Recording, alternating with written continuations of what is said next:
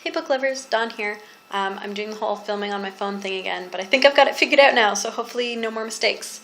Anyways, I'm here to talk about Neverwhere, and oh my gosh, I just don't even know where to start. It was so good. I started reading it and I was like, guys, this is a really weird book. Like, what's happening? I don't get it. But then it was so good and it just drew me right in and I just couldn't stop, and that didn't stop it from being weird, but the weirdness was so good and I just had so many feelings. Have you ever been reading a book and you reach a certain point in the book and you look at how many pages are left and you're like, there's no way that this book can end in this number of pages? I totally felt like that for all of Neverwhere.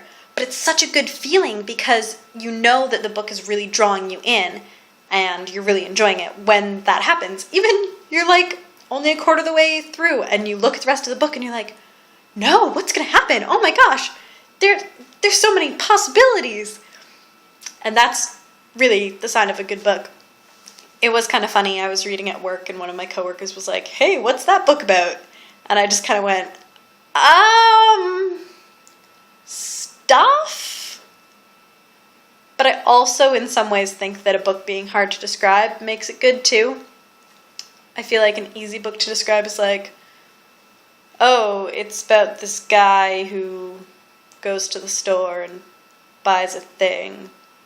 Doesn't particularly sound really interesting, but if you have to really start at the beginning and explain it, there's this guy and he stumbles into this alternate universe, but it's all creepy and you have to go more in depth and you're almost mimicking the storyteller or the author of the book in the way that you have to describe it to your friends. So that really means that the story has a lot of depth and has dimension and it's not flat.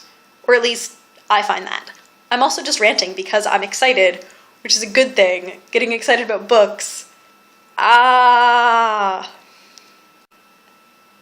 It took me a lot of the book to actually figure out the significance of the title Neverwhere, but I really like it. I kind of think that it is an echo of how the little bits of time from London Above fall into London Below. So London Below exists in all of these different time periods, so it exists through all time and also never. And it also plays on what Amy was saying about how maybe it's not even a real place, maybe it all happened in his mind, but just because something happens in your mind doesn't necessarily mean that it's not real, as we've learned from Harry Potter and Doctor Who.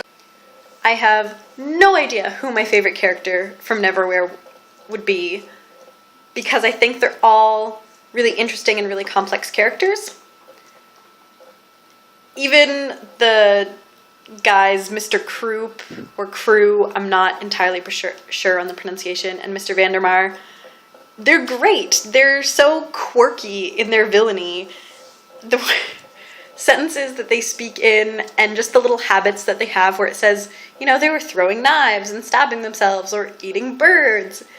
I can just picture it, and it's almost humorous in its dark sort of way. The dark humor that I don't necessarily always go for, but I think it definitely worked in Neverwhere. Again, just because of the multifaceted aspects of all the characters. Nobody was just flat or one-dimensional. Everyone was really well-rounded, and like I said, just so many feelings. I can't get over it.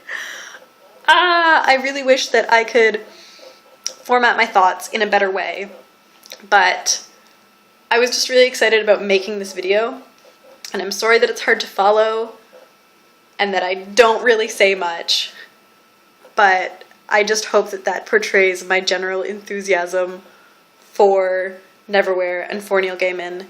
And I'm going to try and find the radio play that Kit posted to the Facebook group. Again, somebody posted it to Facebook, and I have a tendency to forget who it was.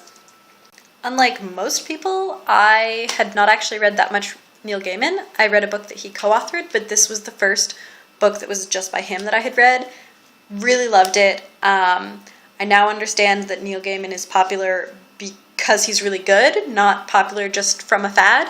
So I'll be reading more Neil Gaiman in the future, definitely. Anyways, that's about all I've got to say for right now. Looking forward to hearing the rest of your responses and to reading September's book. Happy reading, and DFTBA.